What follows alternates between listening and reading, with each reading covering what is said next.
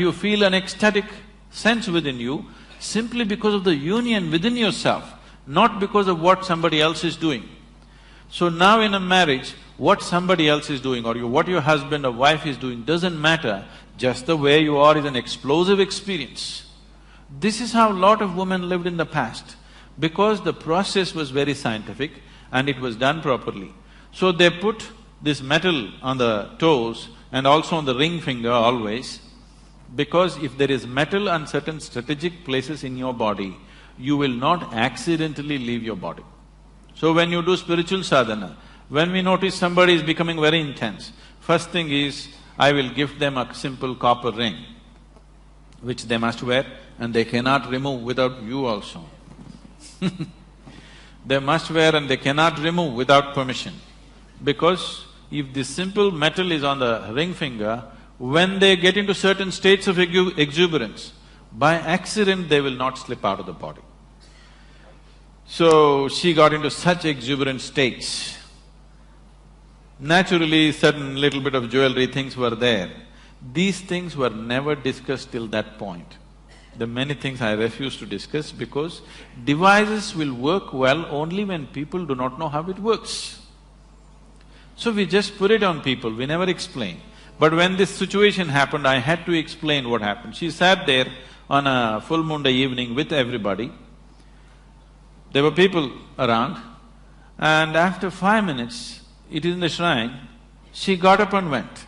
My eyes are closed, I knew she got up. I got little irritated, because nobody ever gets up once they sit down. Till we say it is time, nobody ever gets up. And of all the people, my wife getting up and going, little irritation in me. Why is she getting up of all the people? Then I ignored it and I sat down. After 5 minutes, she came and sat down. In another 7-8 minutes, she just went like that. When I looked, she was gone, with a big smile on her face. Then I looked, she has removed her nose ring, she's removed her bangles, she removed her toe rings. See, she did not know intellectually, but at that moment she felt this is what is stopping her. And she pulled out all those things, kept next to the wash basin and came back. And she sat down within 7-8 minutes. But this is not something that happened accidentally. She announced this almost 9 months ahead of time. She had prepared my girl, who was only 7 years at that time, that she's going to leave in this month, but it happened 1 month early for various reasons, so that's a different aspect. But this is not new in this country.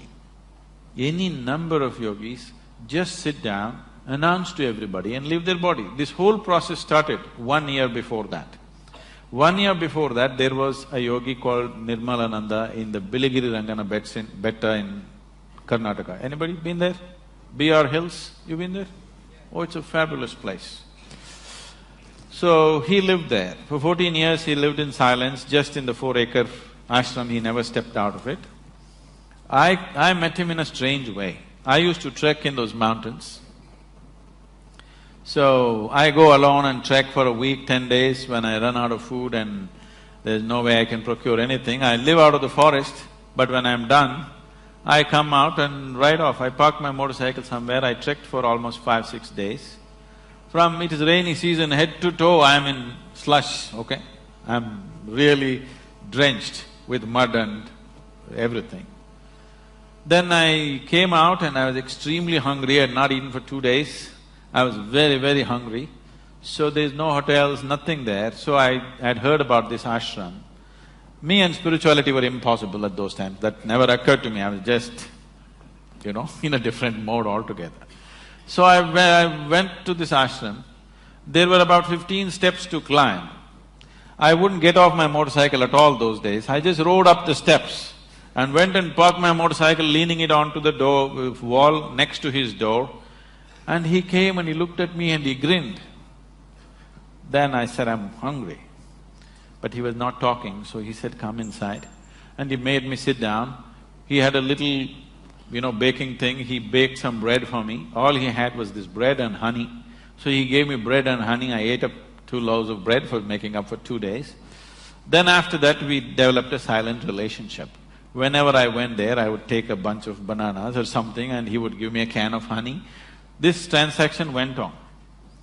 Many years later, after things happened to me in a big way, everything about my life changed. After about 10 years, I went to see him. He didn't recognize me because, And I asked, "Don't you recognize me?" And I smiled.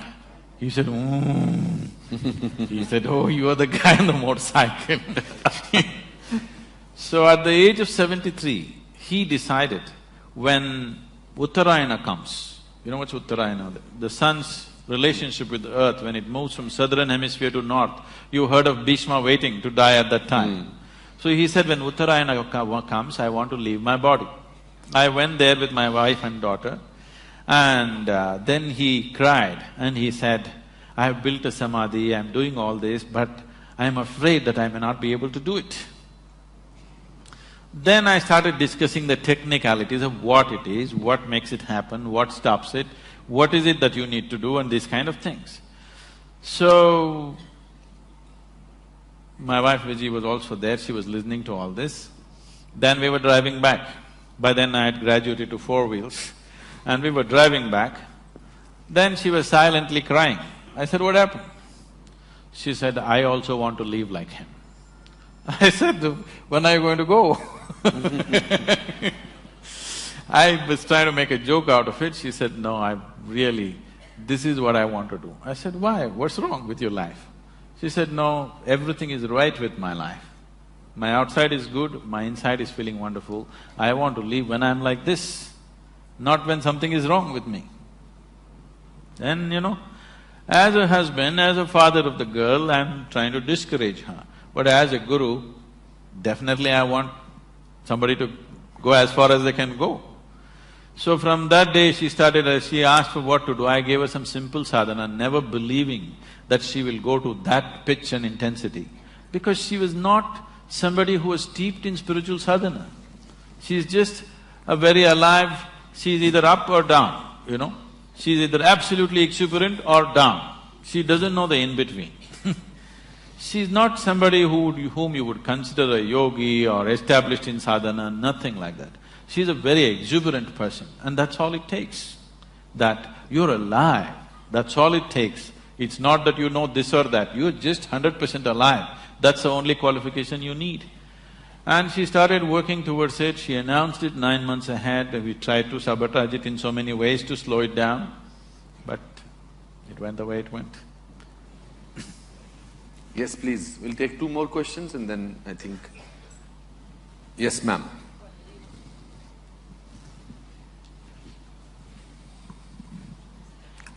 Mic for the lady, please. आ रहे।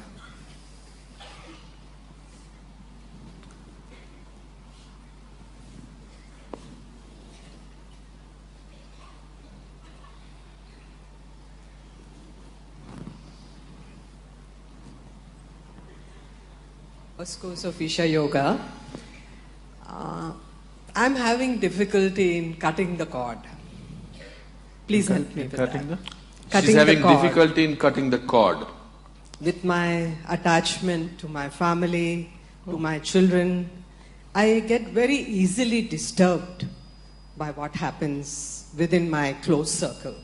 Please help me with that. Oh, I never said you must cut the cord. I'm just telling you, unfortunately, your motherly cord is too limited right now. Just expand it a little bit. Just make it connect to every piece of life on this planet, rather than just to a handful. Beautiful. Why do you want to cut your cord? Where is the reason to cut your cord? The reason why… See, please understand this, there is a difference between involvement and entanglement. If you do not know involvement, you will never know life. The only way to know life is with involvement. If you are not involved, would you know anything? Forget about spirituality. Would you know anything in your life if you're not involved? The only way to know anything in your life is with involvement. What is lacking in people is lack of involvement. So, When involvement becomes discriminatory, it becomes entanglement. Let your involvement become indiscriminate. The earth that you walk upon, the food that you eat, the water that you drink, the air that you breathe, and the very space in which you exist. See if you can absolutely involve yourself with everything. Because the life that you are involved. If you are not involved with the air that you breathe, you would be dead, isn't it? You are anyway involved. You just have to become conscious that this is the only way life happens. You have to see that you're consciously involved. Right now you're unconsciously involved. If you're unconsciously involved, it looks like one big burden. If you're consciously involved, it'll become blissful. Is your life right now… Do you know scientifically today we can prove every subatomic particle in your body is right now in communication with the whole cosmos. Such a big phenomena, you're trying to ignore, that is your crime. You bearing your children, being married, that is not your crime. Your crime is you're trying to ignore such a big phenomena, which is the basis of your life and creation. Because you ignore that, you suffer. Not because you're involved with your family, you suffer. Because you're trying to ignore something so big. Right now your life is like this. Is it true that today sun came up on time for the season? Yes? Planet is spinning on time, flowers blossomed, everything in these many galaxies is happening absolutely perfectly well. But you have one nasty thought crawling through your head and it's a bad day. You don't have a perspective of who you are. You think too much of yourself. If you… see, right now your whole experience of life is limited to the physical form that you are. As a physical form, what are you in this cosmos, tell me? In your home you may be something, on the street not much, in the town nothing. In the cosmos you're not even a speck of dust. Please get the perspective right. As a physical existence, you're really nothing, isn't it? If you understand this, you would know, you would look at everything with absolute wonder and involvement. Then, one little thought, one little emotion that is flowing through your mind wouldn't be important because it's not even a concern. It is something that you are creating, isn't it? What's happening in your mind is your making. Yes or no? Can I tell you a bad joke? Please. Yes. Honest. Can we have the last question now, Sadhguru? A joke. Okay. I'm so sorry. हो सके तो मुझे माफ कर देना. A lady went to sleep. A lady? A lady went to sleep. In her sleep, she had a dream. In her dream, she saw a hunk of a man standing there, staring at her. He started coming closer and closer and closer and closer. He came so close, she could even feel his breath, and she trembled, not in fear. And then she asked, "What will you do to me?" The man said, "Well, lady, it's your dream."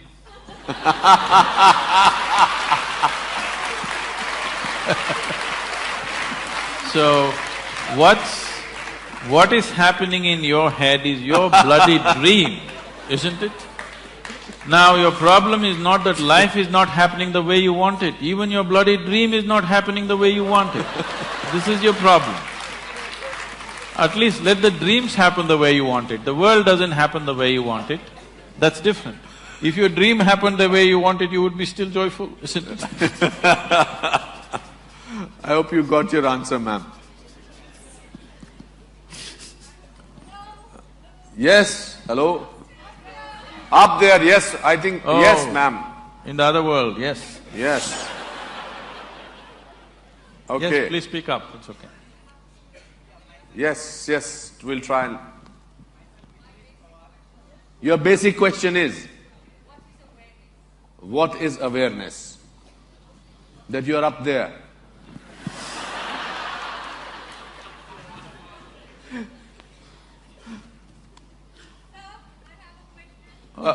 I think that lady asked a question, what is awareness? Let Sadhguru answer that. Is it related to that kind of a question? Okay, then I think let Sadhguru answer that. That no is very firm, I understand that. I somehow feel what is your question going to be. Okay. What is awareness, Sadhguru? Aliveness is awareness. You know that you're alive only because you're aware. Only thing is, right now your awareness is very limited, it's in low voltage. You just have to pump it up. You just have to increase the pitch of the voltage, that's all. It's not that you're not aware. Only because you're aware, you know that you're here. Otherwise you wouldn't even know. Suppose, is there anybody sleeping in the dark corners? Suppose somebody's gone like this, he doesn't even know where he is, isn't it? Not only he does not know where he is, he does not even know whether he is or he isn't. Isn't it? So you are aware, that's why you know you're here, that's why you know you are. But now, it is not strong enough. It is not lighting up the whole space, it is only lighting one corner of your life. It is giving you enough awareness to survive in the world. It is not giving you enough awareness to know the nature of life. Now when we say awareness, awareness, we are talking about only heightening your awareness, not creating some new awareness. Your awareness is good enough for survival. Is that enough for you? Or do you want to know the very nature of your existence? If you want to know the very nature of your existence, then you need to pitch up your awareness to a higher level, otherwise it will not happen. Please, this. Yes, the lady with the no. We have all eyes for you now. What's your name? Mrinalini. Why don't you shoot at him?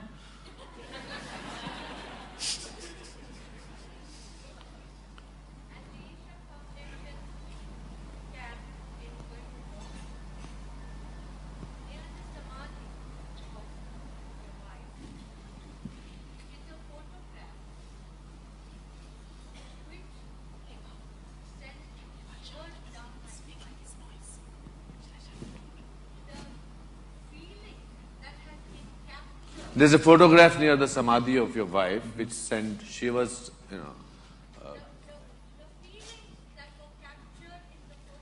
Whose photograph is that? Okay.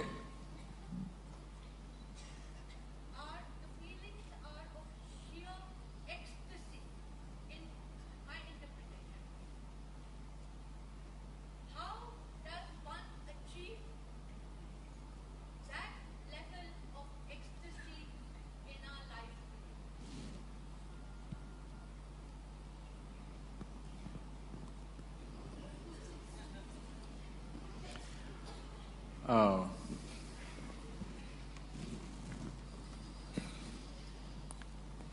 See, every life that is here is capable of joy, is capable of blissfulness, is capable of ecstasy. The only problem is they're not able to sustain it. The problem is of sustainability. Everybody knows moments of all this. But to be there, you have not built the necessary foundations. See, if there is a wall, you can jump up and have a peep. Or you can go on a trampoline and have a little longer peep, but you'll come down. But if you build a ladder, which is not so romantic as jumping, but if you climb up, you're across the wall. So, instead of calling it by different names like blissfulness, ecstasy, this, that, pleasantness, highest level of pleasantness, this is what every human being wants. If your body is pleasant, we say it is health. If it becomes very pleasant, we say it's pleasure. If your mind is pleasant, we say this is peace. If it becomes very pleasant, we say this is joy. If your emotions are pleasant, we say this is love. If it becomes very pleasant, we say it's compassion. If your very life energies are pleasant, we say this is bliss. If it is very pleasant, we say this is ecstasy. If your surroundings have become pleasant, we say you are a success. This is all every human being is seeking, isn't it? Nothing more. You want your insides pleasant, you want your outsides pleasant. This is all a human being is seeking. Outside pleasantness, you need people's cooperation. Yes? It is a craft. You have to arrange, you have to compromise, you have to deal with situations properly. Creating outside pleasantness is a certain talent, a certain capability. Not everybody is able to do the same thing on the outside. But when it comes to interiority, all of us are equally capable. Nobody has come better endowed than the other. Every human being is capable of the same thing in the inward dimension. So, somebody is sitting in a state of ecstasy, how to get there? Is it possible for me? Don't even ask the question, is it possible? If it is possible for me, it is for sure possible for you. But what I do on the outside, is it possible for you? Maybe, may not be. But what I do on the inside, is it possible for me? Definitely possible. Inner experience, nobody can be denied.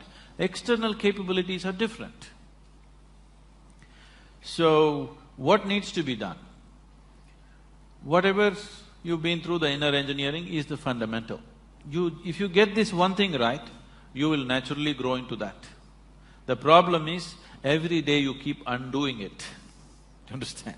So every day in the morning you do this, now we're giving the Isha Kriya CD also all over Mumbai. But every day in the morning you give yourself a 3-minute crash course in inner engineering. You will see, in 3 months' time, you will be feeling very pleasant. In 6 months' time, if you simply look at a tree, you will burst into ecstasy. If you look at a cloud, you will burst into ecstasy. If you close your eyes, you will get there. No matter what, you just need an excuse, you will become like that, for sure. Because these are the fundamentals. That's why I'm saying it's engineering, because if you want to engineer something, you have to do it right, otherwise it'll not work. You can't somehow… See, you want to build this building, you can't somehow place something and hope it will stand. It will not stand. You have to place it in a certain way, then only the building stands up, isn't it?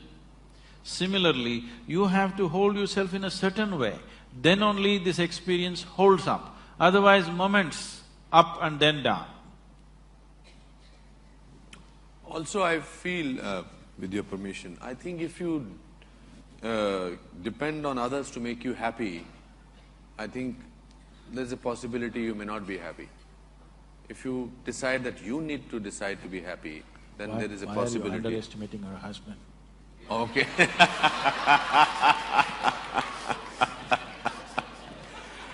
I think it's we have to stop, Sadhguru. Shall we? Just 5 minutes more. 5 minutes, okay. There's a time given to me, that's why.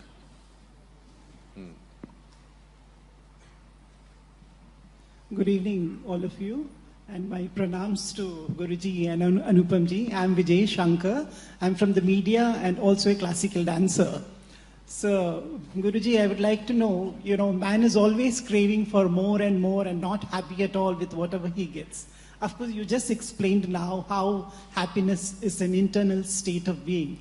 So normally, what would you tell to normal people as to how to get peace and happiness in their lives? आसान question पूछा आपने। The problem is not that human beings are craving for more, they are craving too little. Right now, instead of… when human consciousness is able to grasp the whole cosmos, instead of craving for that, they're craving for an apartment in Mumbai. Just stupid. So their suffering is not because they're craving for more, they're craving for too little. They conjuice even in their craving. That is their problem. Please crave for everything, you will be wonderful. There'll be no misery. You are craving for little things, that's your problem. When such a big possibility is there, going for this is it's criminal, I would say.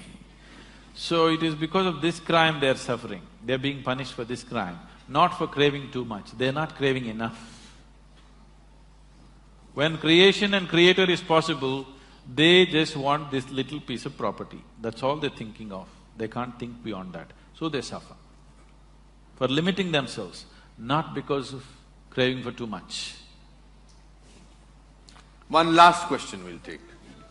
Sadhguru.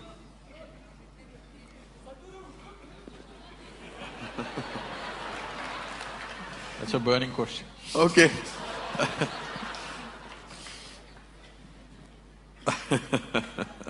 Sadhguru, I have deep gratitude towards you. I've read an article about you from you in Times of India, and I was really amazed. And that led to, a strong feeling. I just can't imagine. I still have that feeling.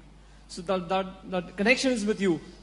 So I have been, since childhood, I have been ignored a lot of times. I feel I have been manipulated, So I'm not able to understand, what is happening actually. I always go through these things every now and then. Okay. So if you've been ignored by everybody around you, it's a fortune. You have life for yourself.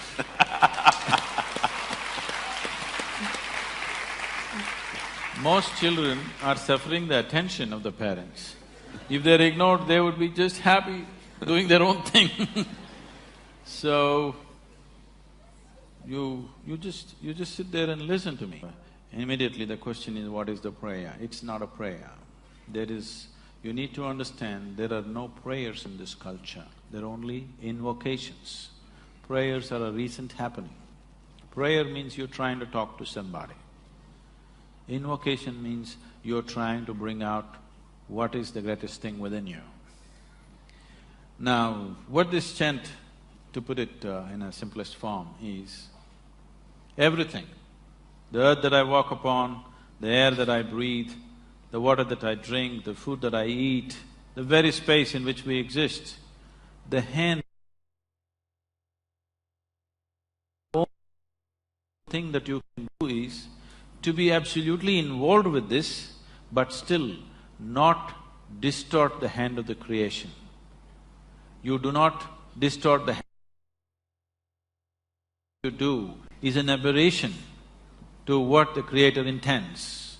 The intelligence behind creation, what it is intending, to be in tune with that, not to do some rubbish of your own thing. So, this is a journey from being a piece of creation to being the creator. Every human being is capable of this. It's my wish and my blessing. This should become the reality in your life. Thank you very much for being here.